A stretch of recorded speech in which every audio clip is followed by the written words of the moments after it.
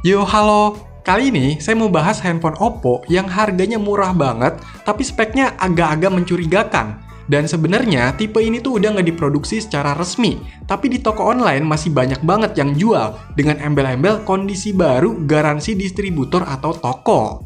Ya, jadi ini adalah Oppo A3s. Saya beli lewat shopping, harganya itu 500 ribuan. Harga segitu mungkin bisa dianggap murah, tapi kita lihat dulu nih kenapa harganya bisa segitu. Jadi langsung aja di unboxing. Di dalamnya, pertama ada tempat yang isinya SIM ejector, bentuknya kayak gini, terus dapat softcase transparan yang rasanya ini tipis banget. Lanjut, ada unit handphonenya, ditaruh dulu. Terus ada kertas panduan singkat yang berbahasa Inggris. Dapat kabel yang masih micro USB, masih dapat earphone yang modelnya kayak gini, lumayan. Dan dapat charger atau adaptor dengan output 5 volt 2 ampere, tapi enteng banget nih. Udah nggak ada apa-apa lagi, jadi itulah isi dari Oppo A3s yang saya beli. Lanjut, cek unitnya. Masih ada tempelannya nih, saatnya dikletek aja. Oke, kita cek-cek dulu nih. Di bagian depan ada layar 6,2 inch, modelnya udah poni, bonus pelindung ya. Di atasnya ini ada earpiece, sensor, dan kamera 8 megapiksel. Bawahnya sih nggak ada apa-apa ya. Di sisi kanannya ada tombol power, di sisi bawah ada perlubangan, yaitu jack audio, mikrofon, micro USB, dan speaker. Di sisi kirinya ada tombol pengatur volume dan ada SIM tray yang kayak gini, triple slot ya, nggak hybrid. Kalau di sisi atasnya ini kosong ya.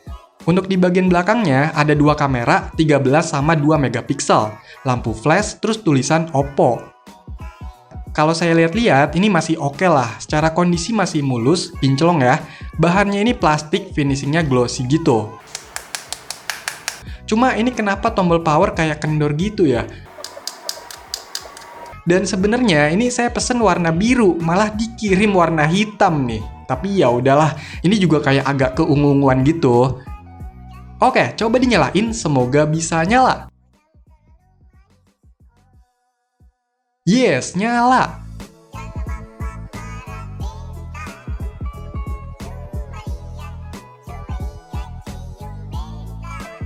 Dan inilah tampilan awalnya. By the way, tadi pas setup itu kan saya pilih bahasa Inggris ya. Tapi kenapa pas masuk menu ini malah tetap pakai bahasa Indonesia? Aneh, harus diubah lagi nih di settingannya. Terus ini kan saya udah masukin kartu SIM. Pas pertama tadi muncul peringatan SIM 1 sedang di mode roaming. Dan harus hidupkan roaming data buat aktifin koneksi data atau internetnya. Tapi memang setelah saya aktifin roaming datanya, itu sinyal dan jaringan 4G-nya muncul. Bisa buat pakai SMS, telepon, atau data internet. Saya juga coba cek emailnya. Untuk yang di box dan di handphonenya itu ternyata masih sama ya. Tapi saya cek di web email.info yang muncul itu malah handphone Oppo F9 Pro. Jadi untuk email di handphone ini udah suntikan atau pakai email dari handphone lain supaya handphone ini bisa muncul sinyal dan jaringannya. Waduh. Lanjut, saya coba cek tentang ponsel yang ada di pengaturan. Handphone ini modelnya CPH1803. Oke, ini bener sih model untuk A3s. Terus handphone ini pakai ColorOS versi 5.2.1. Versi Android-nya 8.1.0 atau Android Oreo dengan patch keamanan di 5 Agustus 2020. Terus untuk storage-nya ini tersedia 114 GB dari total 128 GB. Dan dari keterangannya ini terpakai 761 MB. Sedangkan untuk RAM-nya ini 6 GB. Tapi kalau dilihat dari opsi pengembang, untuk sistem itu 1,5 GB, aplikasi 526 MB, dan bebasnya 0,93 GB. Dari sini aneh juga sih. Untuk aplikasi bawaan memang nggak yang terlalu banyak banget. Bahkan Google juga bawa rombongannya sedikit nih. Cuma memang nggak ada yang bisa di-uninstall langsung. Tapi sabar dulu, kita periksa nanti ya. Sekarang coba untuk kameranya. Dan inilah hasilnya.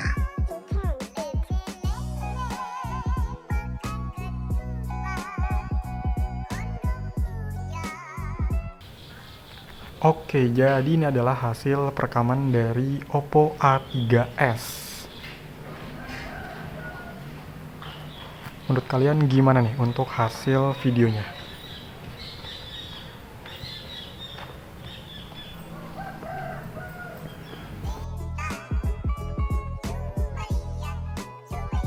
Oke, jadi Oppo A3s ini tuh udah dirilis sekitar tahun 2018. Dan handphone ini di zamannya saya rasa lumayan banyak juga peminatnya. Mungkin karena kena genjutsu. Dan waktu itu handphone ini dibanderol sekitar 2 jutaan rupiah. Ya biasa sih, tetap kerasa kemahalan kalau merek ini ya. Sebenarnya yang masuk resmi ke Indonesia itu varian yang 3/32 GB, bukan yang 2/16 GB atau 4/64 GB. Nah, yang ini kenapa bisa ada 6/128 GB? Apa ia beneran di-upgrade? Saya cek di aplikasi macam Hardware ID atau AIDA 64 atau CPU Z, itu terdeteksinya RAM 3 GB dan internal 64 GB. Terus saya coba buktiin lagi. Seperti biasa, saya coba cek lewat IDB-nya, pakai PC. Nah, di sini terlihat kalau RAM aslinya 2,8 sekian GB, bisa dibilang 3 GB. Dan internalnya di sini kelihatan untuk medianya 53 GB sekian. Jadi ya bisa dibilang juga 64 GB.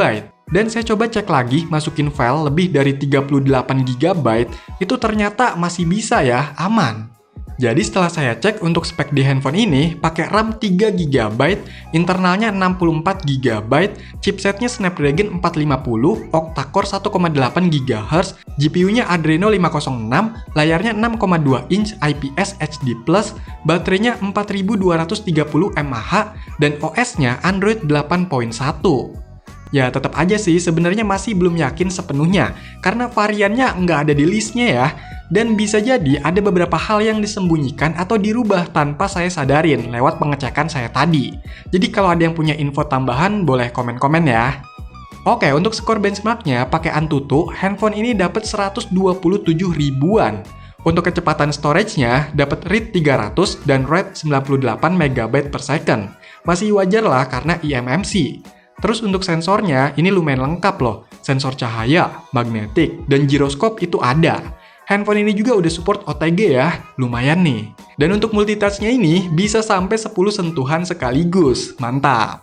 Oh iya, saya juga udah coba ngereset handphone ini. Untuk IMEI-nya itu nggak berubah ya, sinyal tetap muncul dan speknya juga tetap kayak sebelumnya, nggak balik ke normal atau nunjukin yang aslinya. Dan hati-hati aja kalau mau oprek atau flash handphone ini, karena bisa aja firmware yang ori itu nggak cocok, karena kurang jelas juga hardware aslinya. Takutnya ada modifikasi tertentu gitulah. Dan untuk handphone-handphone Oppo itu memang terbatas juga kalau mau dioprek, mulai dari bootloadernya yang dikunci dan minimnya developer yang bikin atau porting custom ROM ke handphone Oppo, termasuk yang A3s ini. By the way, saya coba intip nih dalamannya, sedikit dibuka ya. Ternyata masih cukup rapih lah. Ya, tapi saya nggak menjamin ini bagus, karena nggak ada perbandingan secara langsungnya. Jadi kalian bisa nilai sendirilah. Dan yang mungkin pernah lihat kalau yang orinya gimana, boleh komen-komen juga ya. Selain beberapa spek yang udah dimanipulasi, sebenarnya pas saya pakai handphone ini sekitar semingguan lebih, itu nggak ada masalah sih. Masih oke-oke aja, sesuai dengan performa speknya lah. Buat WhatsApp masih bisa, nonton-nonton video, scroll sosmed, browsing-browsing gitu juga bisa, atau hal-hal yang nggak begitu berat lainnya ya masih oke lah. Performanya tetap sesuai spek ya, pastinya nggak sengebut handphone-handphone yang baru rilis walaupun yang murah sekalipun. Karena ini memang handphone udah lama dan speknya termasuk nggak yang tinggi-tinggi banget waktu itu, jadi harap dimaklumi.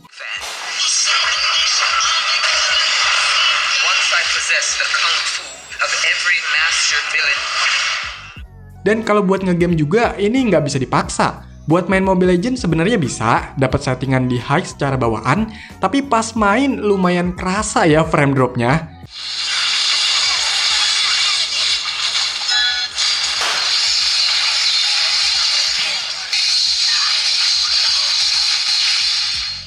Kalau buat emulator, ya paling mentok-mentok main game PSP. Tapi jangan yang berat-berat juga, soalnya God of War pakai settingan bawaannya aja udah nge-lag cuma dapet 30-an FPS.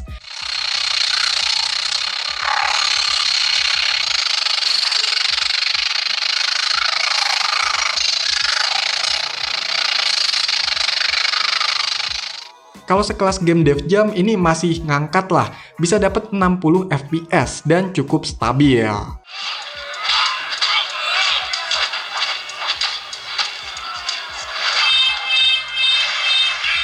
Kalau untuk baterainya ini tergolong awet ya. Ini saya nggak nemu gimana lihat screen on time-nya, tapi yang saya rasain ini masih normal.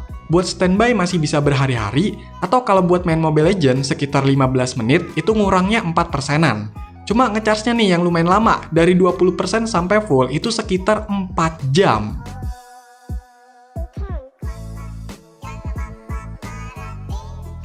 Menurut saya, handphone ini memang masih termasuk murah dan cukup oke dari segi spek, kondisi bodinya, maupun yang lainnya. Handphone ini masih bisa dipakai untuk saat ini. Dan ini tuh memang bener handphone Oppo, tapi dengan sistem yang kemungkinan udah dimodifikasi. Komponen yang bisa jadi udah ada yang diperbaiki atau diganti dengan yang lain. Begitu juga untuk kelengkapannya ini saya rasa bukan original. Dan tentunya handphone kayak gini cukup banyak resikonya, karena bisa jadi hasil rekondisi, bukan lagi handphone yang dirakit oleh pihak Oppo waktu itu. Soalnya tipe ini juga udah discontinue ya, jadi hati-hati aja. Handphone ini dibilang lumayan, iya, tapi dibilang aman, belum tentu. Ingat, ada harga, ada rupa. Silahkan dipikir-pikir lagi, dan semoga bisa jadi referensi. Oke, jadi itulah handphone Oppo A3s yang harganya murah banget tapi cukup mencurigakan. Silahkan dikomentarin, like, share, dan subscribe channel ini. Terima kasih.